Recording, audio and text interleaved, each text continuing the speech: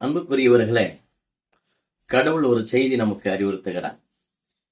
நீ சாவதற்குள் செய்ய வேண்டிய சில காரியங்கள் உண்டு. நான் செத்த பிறகு வேறே ஒருவர்கள் செய்வார்கள் உனக்கு. அது அல்ல. சீராக்கு 7 அதிகாரம் 36 இப்படியாய் சொல்லுகிறது.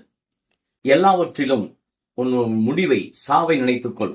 ஏனென்றால் மரணம் எப்பொழுது வரும் என்று உனக்கு தெரியாது. ஆகவே நீ செய்ய வேண்டியவை, செத்த பிறகு 3 காரியங்கள் செய்கிறார்கள்.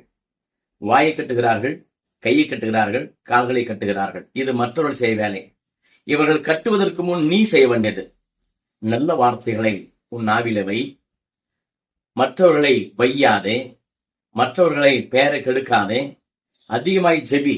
உன் சாவதற்குள் அதிகமான ஜெப வல்லமை உன் நாவுக்குள் வரட்டும். இந்த கை நன்மை செய்ய பயன்படுத்து. கட்டி போடுகிற வரையிலும் இந்த உலக பாவத்திலும் மற்றொடைய பொருள், மற்றொடைய பெண்கள், மற்றொடைய ஆண்கள் என்று தொட்டுக்கொண்டு இருக்காதே. இந்த கால் இருக்கிறதே, இந்த கால் எல்லா இடங்களுக்கும் போகும். தேவாலயத்திற்கு போவதற்கு தடுமாற்ற வரும். ஏனென்றால் நீ விண்ணகம் செல்வாய் என்று இந்த உடலுக்கும் சாத்தானுக்கும் தெரியும். ஆகவே இந்த உலகமும் உடலும் சாத்தானும் சேர்ந்து நீ செய்ய வேண்டியவை செய்ய வேண்டாம் என்று சொல்லி தடை செய்யும். இதை புரிந்து நீ தேவாலயங்களுக்கு போ, தடை செய்யாதே. சாயங்காலம் வீட்டில ஜெபி, சோம்பேறியா இருக்காதே. தான தர்மங்களை கையால் செய். இந்த கையால், கட்ட வேண்டிய கையால் நீ தான தர்மங்களை செய்தால் அநேக பாவங்கள் மன்னிக்கப்படும் என்று தோபியா 4 அதிகாரம் சொல்லப்பட்டிருக்கிறது.